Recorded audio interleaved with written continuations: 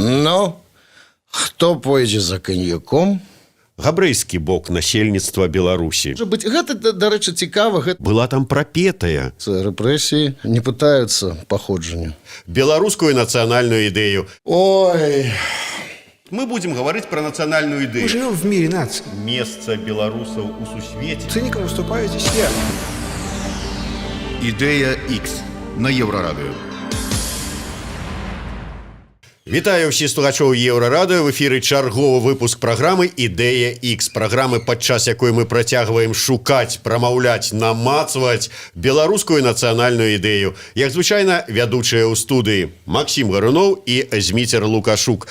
Сёння у нас у гасцях музыка, лідар гурта «Памідор Офф». Ну, як всім стала зразумела, Александр Памідораў. шалом. Вот. Оф, можно сказать, тут присутничая. Уключили Помидорова.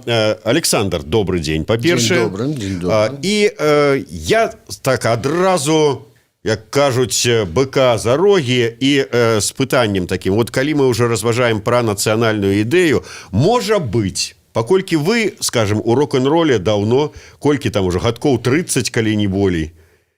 Ну, можна, канешне, палічыць, але гэта... Ну, прынамсі, і беларускую музыку ўсю ведае вельмі добра Александр, таму што працаваў дыджэем на радыё, круціў усе трэкі беларускай музыкі. Можа быць, дзе-небудзь, ці ў вашых песнях, ці ў песнях іншых музыкантаў, ці ўвогуле там паэтаў, там, чые словы былі пакладзеныя на музыку, вы там чулі, слухалі, што вот яна, была там прапетая, сыграная беларуская нацыянальная ідэя. Ну, гэта ж стандарт, гэта стандартныя рэчы ажно са школы. Гэта і купала, і вельмі шмат купалаўскіх твораў. І тое, што я сцягнуў у якасці цытаты да адной са сваіх песень «Быць беларусам». Там таксама это все з такіх фармулёвачак. І это і Караткевіч, это і Колас, гэта і... Боже ж ты мой, Плаўнік. Бядуля? Бядуля. Ну, а там же ж праграмныя просто дакументы. Вася, вот беларускае прозвішча Змітрок Бядуля я не памятаю, а габрэйскае прозвішча Плаўнік памятае. Вылятае, дарэчы, з гэтай цікавай гісторыі з перапахаваннем Змітрака Бядулі под крыжом праваслаўна. Ну, ёсць шмат. І ў прынцыпе, гэта ідэя X, гэта нацыянальная ідэя, яна вось так і выпрацоўваецца часткова з культуры, з літаратуры, з мовы, таму што гэта мова, перш за ўсё. Ну, і вось што выходзіць. І мы таксама тое, што мы робім, ну, прабачце ўжо, што я так у шырокім сэнсе кажу, тое, што робяць музыкі у гэтым краі, асабліва зараз. Гэта таксама вось гэтыя цаглінкі ў падмурак ці нават ужо ў мур, хаця не хацелася б вось такія аналогіі з нацыянальнай беларускай ідэяй і муром нейкім праводзіць. Да, апошнім часам вот как-то вот не вельмі. Яно ўсё, на маю думку, з гэтага складаецца, яно трапляе ў галовы людзей, якія гэта слухаюць, падпяваюць, з гэтым выходзяць на вуліцу ці на працу, ці ў краму. І вось, і зараз мы праходзім вось гэты шлях, прычым мы яго праходзім досыць хутка, як на маю думку. Ну, можа быць, канешне, з-за таго, што ў 91-м, ці нават пачынаючы з 88-го году, мы гэты шлях не прайшлі. У нас адбылася такая стагнацыя. Давайте про сённяшні шлях беларусаў і народа, нацыі мы крыху пазней, а зараз я ўсё ж таки яшчэ да гісторыі, да гісторыі беларускай музыкі. Ёсць ужо такі культавы альбом, народны альбом, дзе Александр таксама важную ролю мая, але ён у гэтым народным альбоме, які апісвае жыццё Беларусі у 30-е, там, 20-е. Міжваенны час, скажем так, да. Ён прадстаўляе габрэйскі бок насельніцтва Беларусі.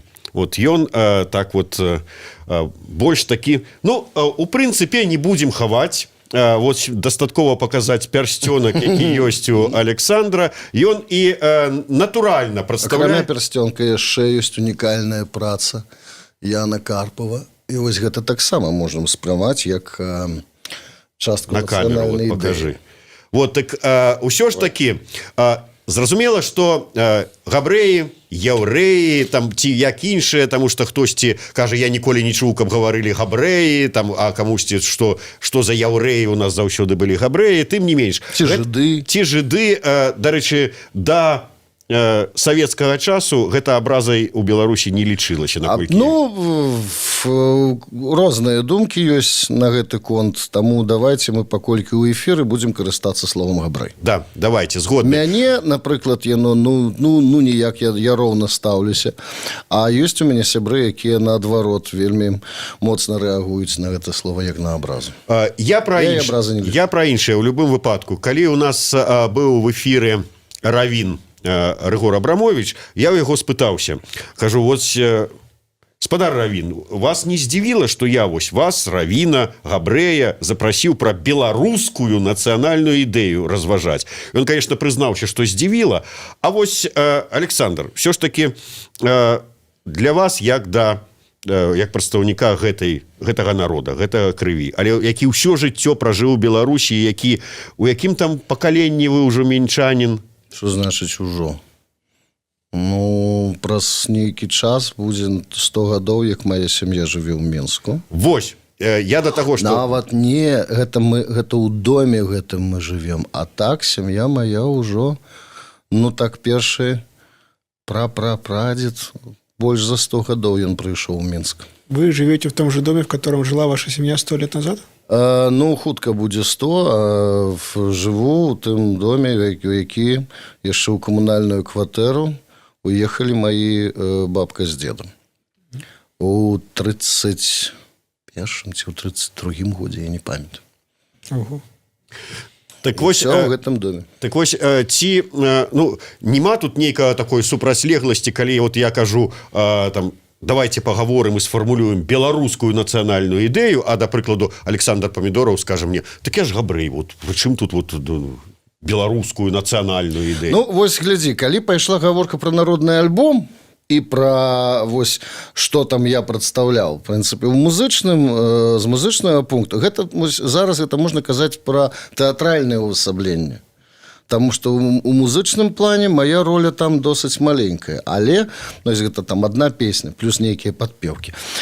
Але вось, калі пачынаць з народнага альбома, гэта таксама быў працэс, які потым з яго пачало нешта выкрысталізоўвацца і выпрацоўвацца. Працэс стварэння альбома не быў нечым канстантным.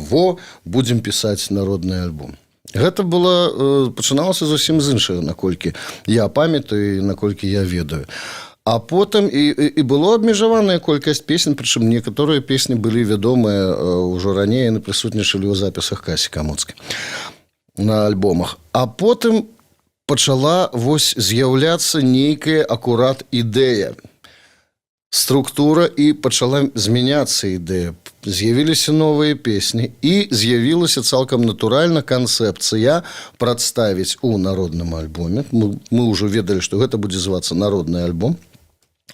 Потым з'явілася вызначэнне супольны музычны праект, і зараз так гэта ўсе і называюць такія супольнікі. З'явілася думка, што мы пачалі адчуваць, што мы робім нешта большае, чым проста альбом. І тады з'явілася ідэя дацягнуць да вось асноўных народаў, якія тут на гэтай зямлі спакон жылі.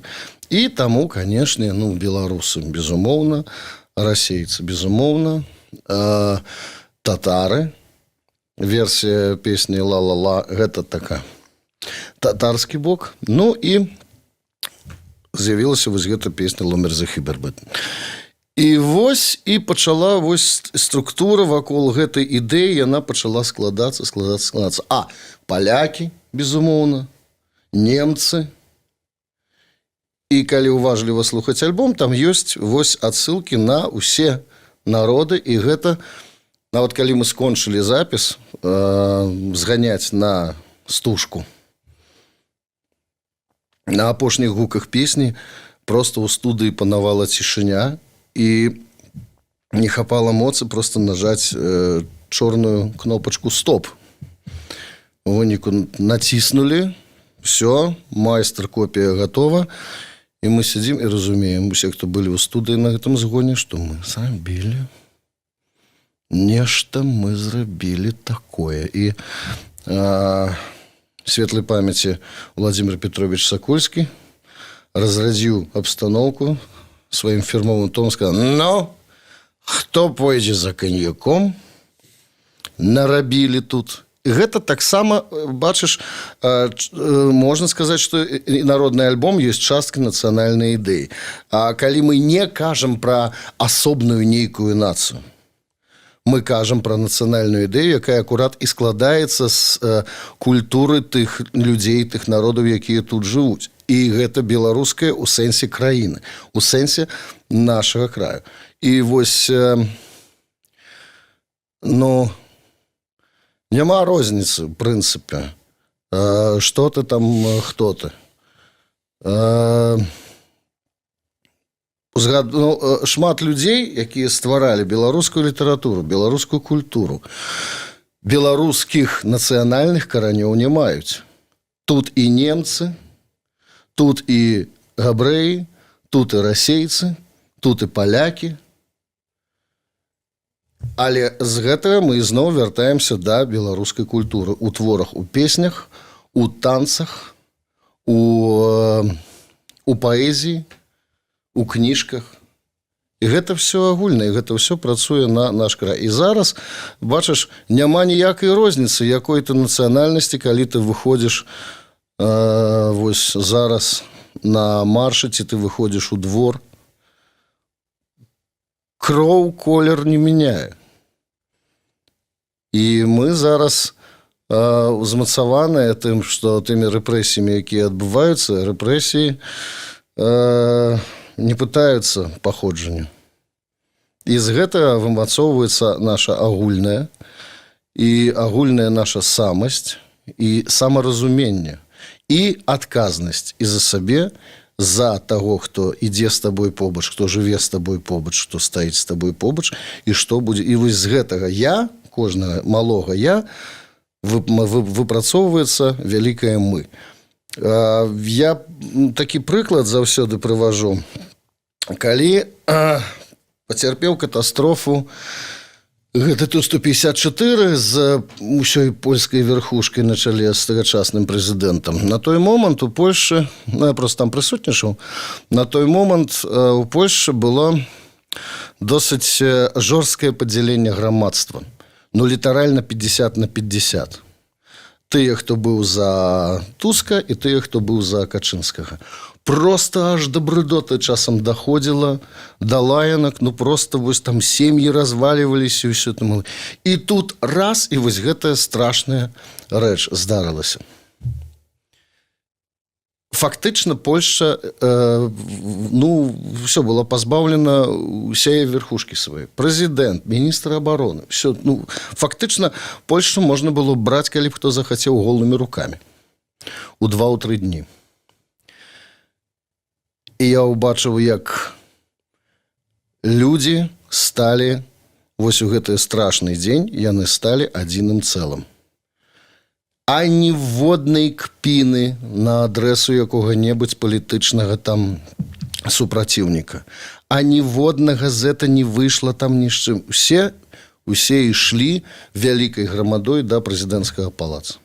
Яны былі адным народам. І вось яны выйшлі, сталі. Тое, што там потым пачало адбывацца, калі вось пачаліся гэта самыя цяганні, гэта там, дзе будзем хаваць, і все, канешне. Але ў гэту страшную гадзіну з маленькага я, кожнага паляка, вырасла вялікае мы.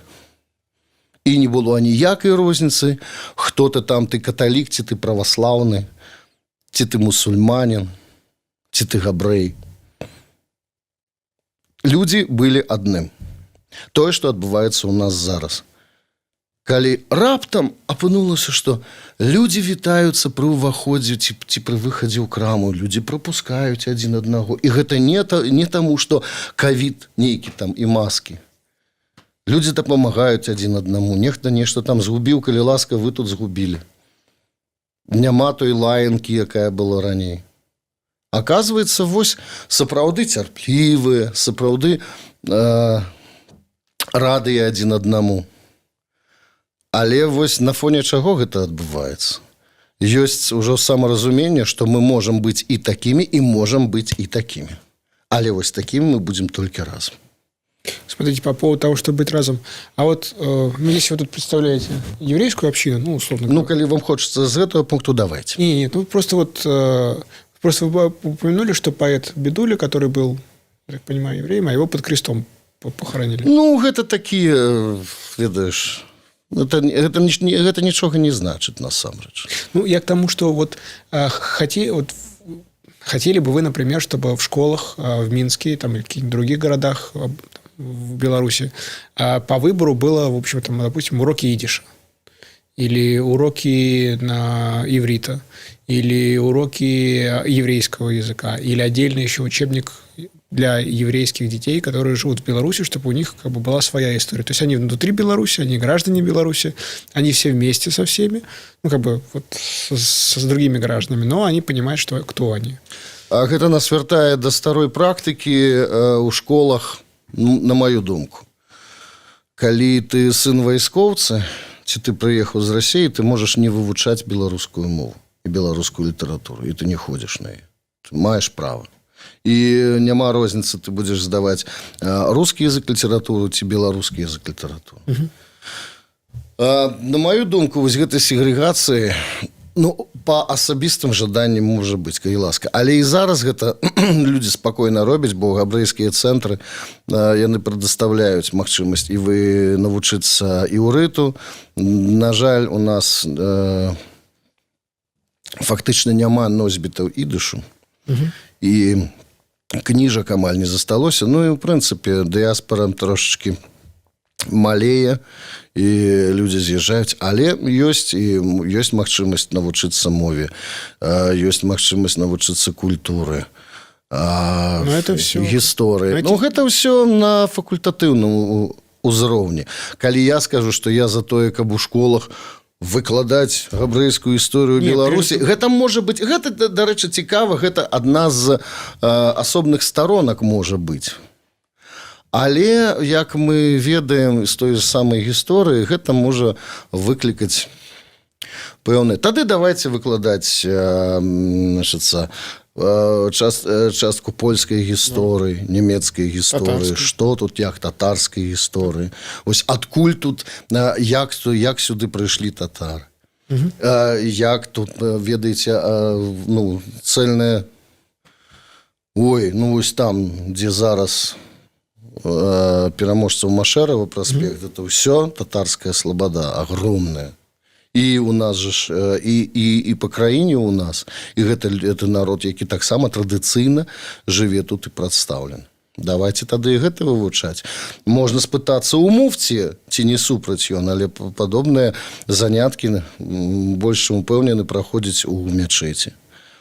І тут размова ідзе пра тое, што, да прыкладу, ёсць жа ж, скажам, вось у Берасцейскай, там, Гарадзенскай вобласці польскія школы, так званыя, на польскай мове навучання, ці на літоўскай мове навучання, таксама ёсць вот у там мястэчках на мяжы з Літвой. Можа быць, тут вот у Мінску была б адна, там, скажам, школа для, там, з вывучэннем ідыша. Ну, глядзіце. І на ідышы. Ну, я яшчэ раз скажу, што носьбітаў ідышу у нас амаль няма. Іврыт, добра. Іврыт. Ну, калі ласка, ёсць магчымасць, ёсць габрэйскія дзіцячыя садкі, 1 ці 2, дзе дзяцей вучаць. І там, ну як дзяцей? Песенькі, традыцыя, безумоўна, мова. Але не толькі. Фактычна гэта беларуска-габрэйскі дзіцячы садок. Ну, так, На і беларускай мове таксама там аддаецца сур'ёзны час. Можа быць, но не шмат, просто людзей не шмат. Калі мы кажам пра заходнія рэгіёны, Берасць і Горадню, і кажам пра польскія, літоўскія, ну там традыцыйна больш людзей фактычна, якія носьбіты гэтай культуры, і таму гэта цалкам. А тут, на жаль, ну, у нас няма межы з Ізраілем, на жаль. Хаця, канешне, былі, ну, ведаем же з гісторыі, што былі прапановы на Габрэйскую аўтаномную рэспубліку яшчэ за савецкім часам менавіта усталяваць тут, на тэрыторыях Беларусі, Украіны.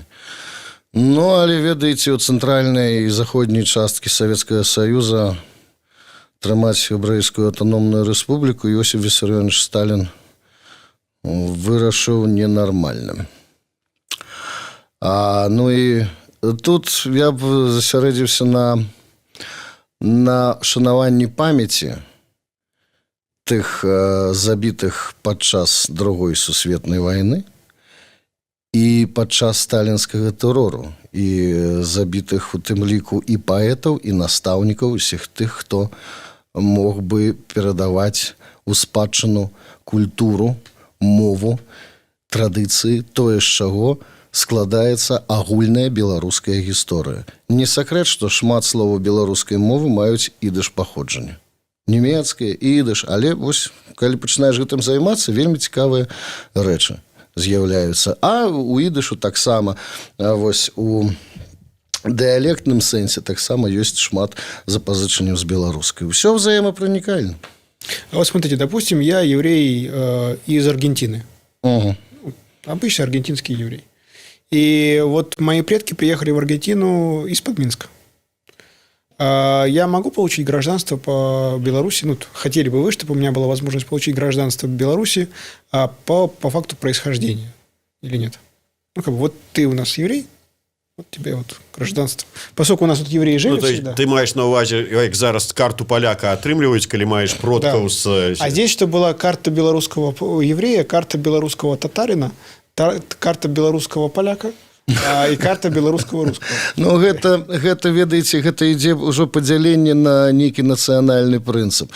Больш я б стаяў за то, каб ты па сваім паходжанні меў права на беларускае грамадзянства ўвогуле. Толькі таму, што твае продкі паходзяць ну, з Мінску, з Гомлі, з Магілёву, дзе таксама была вялікая дыаспора. То есть, вот как бы у немцев такая штука есть, что ты, если показываешь свое кровное родство с немцами, то тогда тебе сразу дают гражданство. Ну. Вот. А здесь у вас, получается, по крови, как бы бог его знает, кто ты такой. Может, ты еврей, может, ты белорус, может, поляк, может быть... А какая разница? Но у вас, получается, по территориальному признаку. Если говоришь, что, в общем, прадед родился вот где-то на этой территории, а по национальности нас интересует, значит, ты имеешь право на гражданство. Так лучше. По месту или по крови? Нет, ты можешь запатрабаваць беларускае гражданство ці від на жыхарства. Там на падставе таго сяго можаш атрымаць беларускае грамадзянства, але ну, там, я не ведаю цалкам усёй працэдуры, ці ты можаш быць абраным, ці вось у гэтым моманце не будзе такой прывілегіі. Да мне няма розніцы. Калі ласка, якое можа быць пытанне, калі чалавек хоча быць грамадзянінам Беларусі? Якая розніца? Габрэй, ён немец, поляк, сирыец. Ну, обычно национальные государства, они всех приглашают к себе жить. Но вот если ты как бы вот наш, вот с нами одной нации, то мы как бы к тебе быстрее тебе дадим гражданство. Ну, вось глядзі, прыклад Зеленскі што зрабіў, так? Што ён сказаў? Калі там все заварухі пачаліся, все, ён сказаў, калі ласка, хто захоча быць грамадзянінам Украіны, хай будзе грамадзянінам Украіны. І цалкам, прабачце, безвзглендна ты якой нацыі ты маеш паходжанне. І гэта адразу адчыняе дзверы ў краіну. Гэта паказвае ўзровень культуры і ўзровень стаўлення да да людзей. Безумоўна, гэта ўзнікаюць праблемы, але ўжо іншага кшталту, там, перанаселенне, засілле, там, можа быць, іншай культуры ці што. Але такія пытанні яны будуць заўсёды, таму што заўсёды будзе экстрэмальна нацыянальна арыентаваныя некаторыя людзі. А будуць, так скажам, інтэрнацыяналісты. В прынцыпу, каб мы з вами пайшлі трохі далей, дык часам у мяне ёсць погляд на будаванне дзяржавы ці таго, што называецца дзяржавы, пры тым, што я анархіст. Мы часам размаўлялі, асабліва ў часы вось гэтай кандыдацкай кампаніі, калі мы ездзілі па краіне, і мне проста хлопцы сказалі: блин, а як так? Габрэй фактычна на правых пазіцыях стаіць. У тым, што трэба зрабіць, у тым ліку, як выпрацаваць, як нам данесці беларускую ідэю. Да, вось я просто, хто не ведаў, Александр Памідораў падчас выбарчай кампаніі 2020 года быў даверанай асобай кандыдата ў прэзідэнты Александра Рыгоровича Таболіча. Да.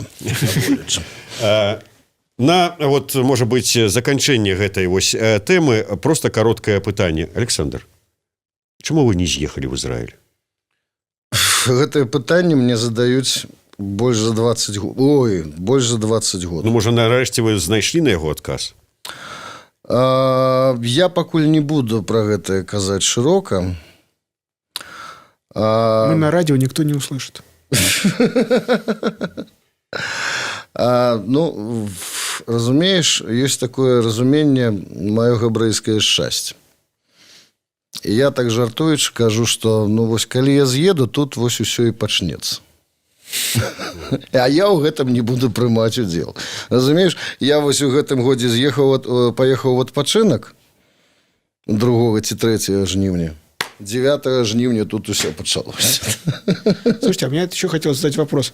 Вот если посмотреть на Минск начала прошлого века, там, перед Первой мировой войной, то здесь 60% людей разговаривали на идише, еще 35% разговаривали на польском языке, ну и 5% там белорусы. Ну, фактычна, адна з сацыялістычных партый была самай буйной, гэта бунт.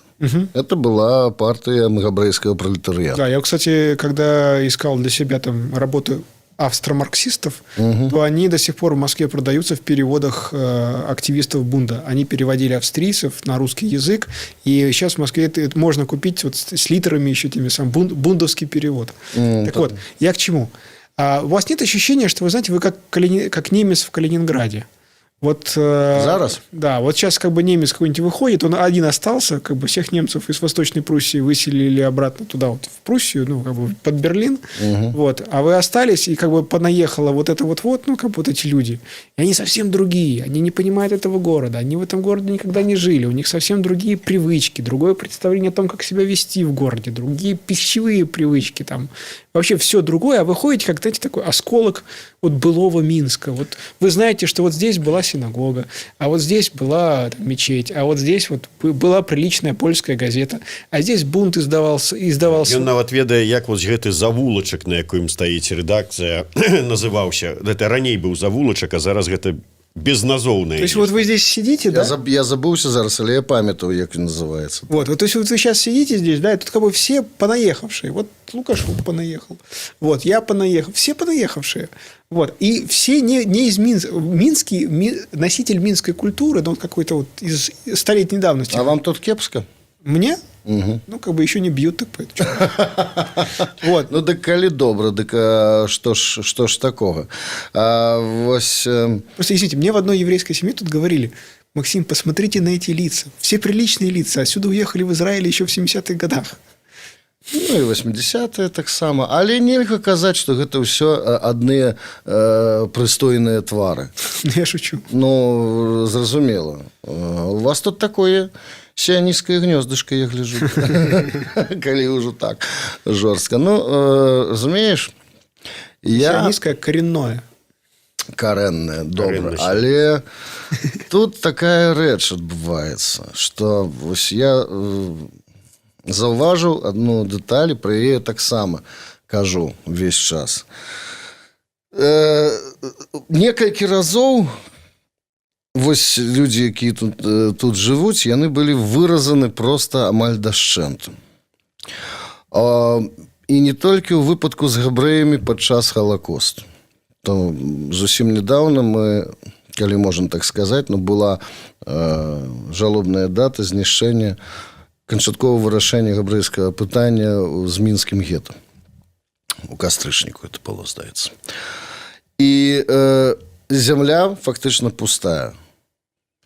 І, безумоўна, сюды прыехала шмат людзей з іншых зусім краёў, якім гэта яны не ведалі ўжо гэтай культуры, і ўжо ніхто не мог іх навучыць, памятаючы ноч расстраляных паэтаў, педагогаў, усё. І ўсё гэта зусім іншая ўжо гісторыя. І здавалася б, як ты кажаш, панаехі. Але ёсць у гэтай зямлі, і гэта пытанне акурат яшчэ і да таго, чаму я пакуль не з'ехаў у Ізраіль. У гэтай зямлі ёсць адна цікавая рэч. Яна прарастае праз чалавека. Яна прарастае праз, вось гэта, як ты кажаш, панаехаўшы, і незаўважна для сябе. Нас выкупаюць, напрыклад, у Расіі па нашай размове. Прытым нават калі ты 100% размаўляеш у жыцці толькі па-расійску. Беларускай мовай ты не валодаеш. На вуха у тым жа Петербурзе ці ў Маскве адразу будзе зразумела, што ты з Беларусі. Ёсць невялічкія фанетычныя рэчы, якія проста адбываюцца так. Нават вось колькі ты зараз жывеш тут? Больш за 2 гады, здаецца. Ну.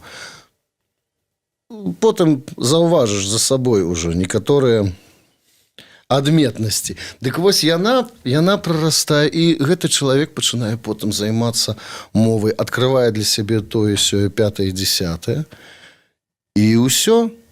І вось і атрымаецца, што дрэва прыжылося.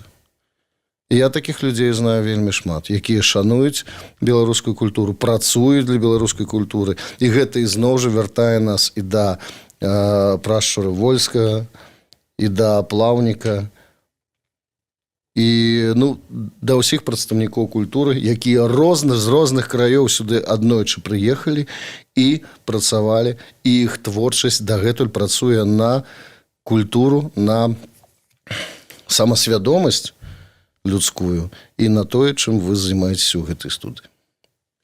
Александр, з самага пачатку нашай размовы вы прыгадалі тыя падзеі, якія адбываюцца ад пачатку жніўня ў Беларусі і больш нават з беларусамі. Вось гэта яднанне. Але ці не падаецца вам, што да, беларусы вот яднаюцца, да, вось гэтая нейкая такая, як это кажуць, гарызантальныя сувязі налажваюцца, суседзі з суседзямі нарэшце знаёмяцца. І да, яны выходзяць, але ўсё, што яны зараз хочуць, гэта справядлівасці, гэта праўды, гэта павагі да сябе, але ў гэтым, вот ва ўсіх гэтых працэсах, нічога такога, вот, прынцыпе, нацыянальнага-та асабліва і нема ў сэнсе нацыянальнага будаўніцтва. Чаму? Яны выходзяць са сцягам бел-чырвона-белым, але для іх это сцяг пратэста. Яны слухаюць, адкрылі для сябе нарэшце беларускіх музыкаў, там Памідорава, Вольскага, Варашкевіча, але таму што, да, і пісьменнікаў, і мысляроў беларускіх, і слухаюць іх на лекцыях, але толькі ў знак пратэста, што ах, вот уладзе гэта не падабаецца, а зато вот мы зараз вот іх паслухаем. То есть вот гэта нейкай ідэі нацыянальнай ва ўсім гэтым няма. Да, ёсць прага да справядлівасці, да годнасці, але не больш за тое. Ну, чаму? Ты фактычна працытаваў, а хто там ідзе? Хочацца вось праўды, справядлівасці, людзьмі звацца хочацца.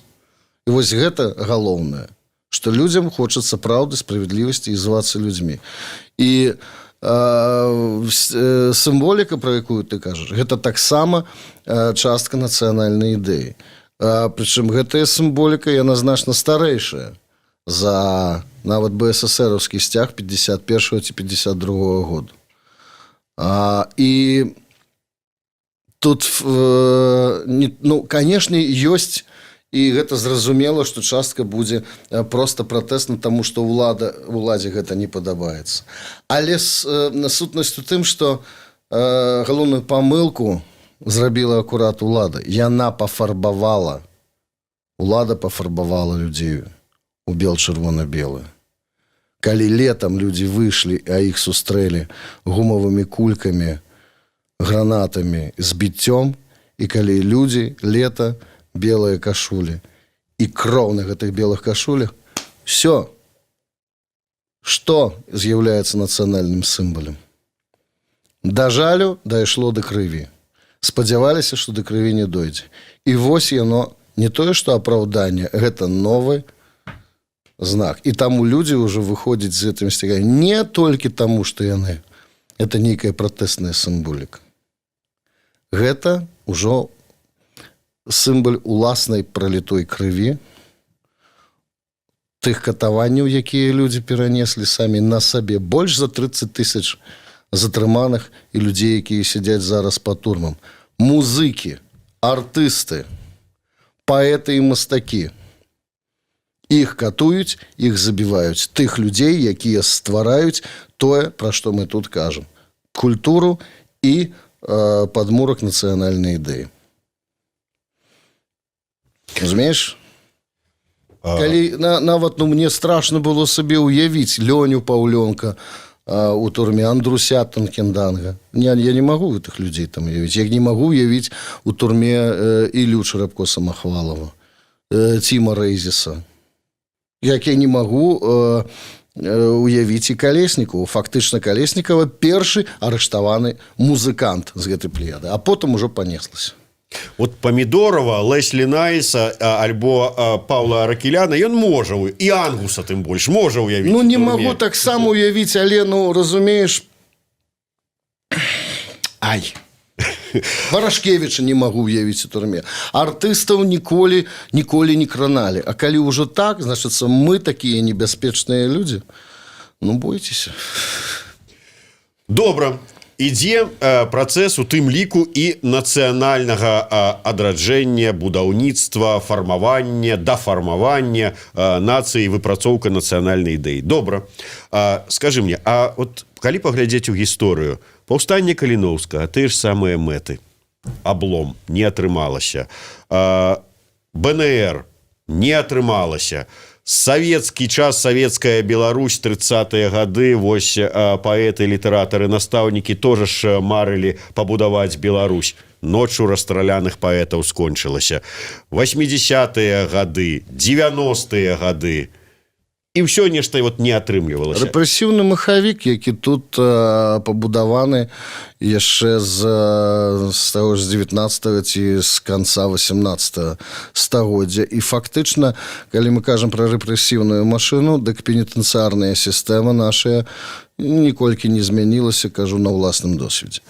Ну і ўвесь час быў менавіта ціск на прадстаўнікоў культуры, каб яны не мелі магчымасці гаварыць і пісаць на мове.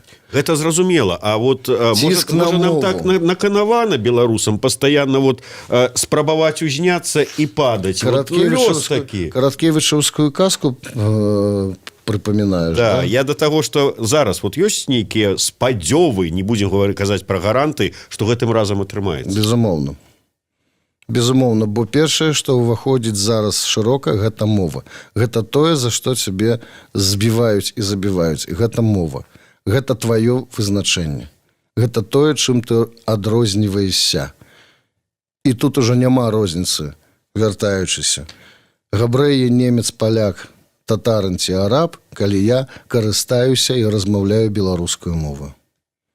Тут можна анекдоты всялякія прыгадваць, там, ўсё і тое, але сітуацыя мяняецца. Як я казаў на пачатку, мяняецца досыць хутка. І зараз ёсць спадзёў убачыць, што у нас все зменіцца і ўсё будзе як трэба. Але працэс ніколі не бывае так. Раз, і ўсё. Раз, і ўсё з'явілася. Магічнай палачкі у нас, на жаль, няма. Нам ад самага пачатку вот былі людзі пачатку праграмы нашай, якія казалі, што вы займаецеся нейкім глупствам, што вы тут сядзіце ў студыі, балтаеце языком, нейкую нацыянальную ідэю шукаеце. Гэта ввогуле нейкая старасветчына, старадаўніна, не трэба гэтым займацца. Потым былі людзі, якія казалі, што без вас сфармулююць, а зараз нам кажуць, не ў студыі вашай ідэя шукаецца і фармулюецца, яна фармулюецца вось зараз на вуліцах. Ну, у тым ліку. Але і у студыі, калі мы размаўляем над гэтым пытаннем, і яна выпрацоўваецца і ў студыі. Калі мы записываем ці ствараем нейкую песню, яна выпрацоўваецца у той студыі, дзе мы працуем з тымі людзьмі, з якімі мы маем кантакты. Таму, ну, разумееш, калі будзем прыгадваць розныя там краіны, фактычна, што такое пытанне не ўздымаецца, напрыклад, у Злучаных Штатах, так? Но там была грамадзянская вайна. Спярша там была вайна за незалежнасць ад Англіі, а потым была грамадзянская вайна. То бок людзі прайшлі гэты крывавы шлях. Калі мы ўзгадаем Англію, няма, можа падацца, што няма гэтага пытання. Але Англія прайшла шлях вызвалення таксама праз кроў, разборкі, але давайте ўзгадаем вялікую хартыю вольнасцяў. Вось гэта ёсць камень асноўны. І на гэтым палягае самавызначэнне, як кажуць, індывіда. Я, вось гэта маленькае я. І павага да гэтага маленькага я, да чалавека, да грамадзяніна. І таму няма пытання. Ёсць такі стары анекдот польскі. Я вельмі люблю гэты анекдоты. Дзіўнае пытанне, напрыклад. Англія, значыцца, Англія. Габрэі ёсць, антисемітызму няма. Россия. Нормально, и габрэі ёсць, и антисемитизм есть. Ну так. Наоборот, евреев нет, антисемитизм гэта ў выніку Польши. Польша, габрэяў няма, антисемитизм есть. Вось такі стары анекдот быў. Ну, гэта я нікому нічога не хачу, это просто стары польскі кавал. Адразу пасля правлення Гамулкі ён узнік. Вось Англія, усе англічане, ЗША, усе амерыканцы. Гэта калі мы кажам, ну, вось нацыянальнае выхаванне. Безумоўна, трэба ведаць свае карані. Але трэба ведаць тую краіну, в якой ты жывеш, і у якой ты працуеш, нешта ствараеш на дабрабыт гэтай краіны. Бо, здаецца, у Салаўёва, ну, это расійскі філосаф, у яго было вызначэнне, оно, канешне, цьмяна трошачкі размытае, як і сама тэма, бо вызначыцца адназначна немагчыма. Напрыклад, там некаторыя філосафы, канешне, спрабуюць выкрысталізаваць гэту самую нацыянальную ідэю, але гэта ўжо пахне трошачкі там зусім ультраправымі рэчамі. А вось у Салаўёва была, здаецца, такая фраза, я зараз яе не прыгадаю дакладна, але здаецца нешта, што нацыянальная ідэя гэта не тое, што пра сабе нацыя думае, а тое, як нацыя будзе ўспрымацца з пункту гледжання Господа праз векі. Мне неяк так здаецца. Да. Мне падабаецца вось гэтая фармулёўка, і ў прынцыпе у нас зараз у нашых людзей ёсць усе шансы вось вызначыцца і не трапіць у пастку ідэалогіі. Таму што для кагосьці нацыянальная ідэя і ідэалогія гэта роўна, а гэта зусім не одно и то же. Тогда я вот немного суммирую. Ваше представление о правильной Беларуси. Государство Беларусь – это, в общем, прозрачные правила игры, хороший суд, хорошие налоги, ну, в смысле, парламент.